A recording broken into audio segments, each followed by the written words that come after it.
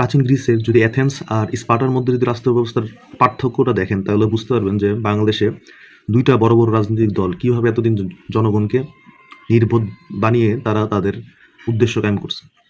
আপনার অ্যাথেন্সে ছিল direct democracy, যেখানে তাদের যে নাগরিক তাদের ভিতরে অনেক ভাগ ছিল। তো যারা নাগরিক, তাদের সিটিজেন বলা হতো যাদেরকে, তারা ভোট দিতে পারতো ডাইরেক্টলি। আর স্পার্টায় ছিল হচ্ছে অলিগার্কি। আমরা অলিগার্কি বিষয়টার সাথে আমরা অপরিচিত, কিন্তু বাংলাদেশে অলিগার্কি প্রতিষ্ঠিত। অলিগার্কি হচ্ছে এরকম একটা রাষ্ট্র ব্যবস্থা যেখানে কিছু সমৃদ্ধ পরিবার অথবা কিছু লোকের কাছে ক্ষমতাটা মূলত একীভূত থাকে, কিন্তু সাধারণ জনগণেরও রাজনৈতিক চর্চা করার জায়গা থাকে। কিন্তু আলটিমেটলি ওই যেই গোষ্ঠী আছে সেই গোষ্ঠীর কথাটাই গ্রহণযোগ্য হয়, সেই গোষ্ঠীর রাষ্ট্র ব্যবস্থাটা পরিচালনা করে। তো ওই জায়গা থেকে আপনার হচ্ছে বাংলাদেশে যদি আপনি দেখেন, বাংলাদেশ আসলে ডেমোক্রেসি নামে একটা মোলার জুস জনগণকে এতদিন বিক্রি করা হয়েছে। এই যে আদর্শ ৭১, হ্যাঁ, ৫২, চেতনা তেতনা, এগুলো হচ্ছে জাস্ট মার্কেটিং টুলস।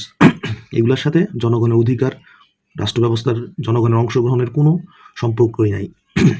আরেকটা বিষয় হচ্ছে অলিগার্কিতে দেখবেন আপনার, যেমন স্পার্টারও যদি অলিগার্কি দেখেন, তাদের জনসংখ্যা যদি ৭ থেকে ১০ লাখ থাকতো, ওই হাতে গোনা হচ্ছে ১৫-২০টা পরিবারের কাছেই ক্ষমতাটা আপনার একীভূত থাকতো আর কি, এবং রাষ্ট্র ব্যবস্থা তারাই পরিচালনা করতো।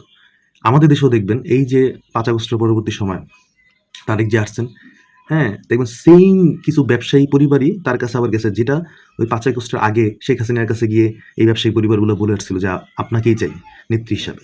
হ্যাঁ, তো এই কিছু গ্রুপ আছে, ব্যবসায়ী গ্রুপ, এবং তার পাশাপাশি কিছু বৈদেশিক রাষ্ট্র ক্ষমতা এবং আমাদের আইন শৃঙ্খলা বাহিনী, তাদেরকে মিলে দেখবেন আপনার শখানেক মানুষ, এই শখানেক মানুষই, আপনি আওয়ামী লীগ বলেন, বিএনপি বলেন, যাকেই বলেন, তারাই এই রাষ্ট্রটা পরিচালনা করে, তারাই ডিপ স্টেট হিসাবে কাজ করে। এখন জনগণের করণীয়টা কি? জনগণের করণীয়টা নিজের ভালো পাগলও বুঝে, জনগণের উচিত নিজের ভালোটা বোঝা। আমাদের দেশে এই যে আদর্শ রাজনীতি বলা হয়, সেই আদর্শের রাজনীতিগুলা শুধুমাত্র আমাদের মধ্যে ডিভাইড তৈরি করবে, আমাদের ভিতরে শুধুমাত্র ভাগ তৈরি করবে, যেটা পরবর্তীতে একটা সময় সহিংসতার মাধ্যমে আমরা দেখি রাস্তাঘাটে। তো এই যে আমাদের এই যে হাদি ভাইকে মারা হইলো, হ্যাঁ, তার পাশাপাশি যে হামলাগুলো আমরা দেখতেছি, জুলাইয়ের যারা নেতৃত্ব দিচ্ছিল তাদেরকে অবমাননা করা এবং হামলা করা, আহত নিহত করা, এই বিষয়গুলো একদম পরিকল্পিত। কারণ ওই যে অলিগার্কি গ্রুপ আছে, তারা কখনোই চায় না যে সাধারণ মানুষ নেতৃত্বে, সাধারণ মানুষ থেকে নেতৃত্ব উঠে আসুক।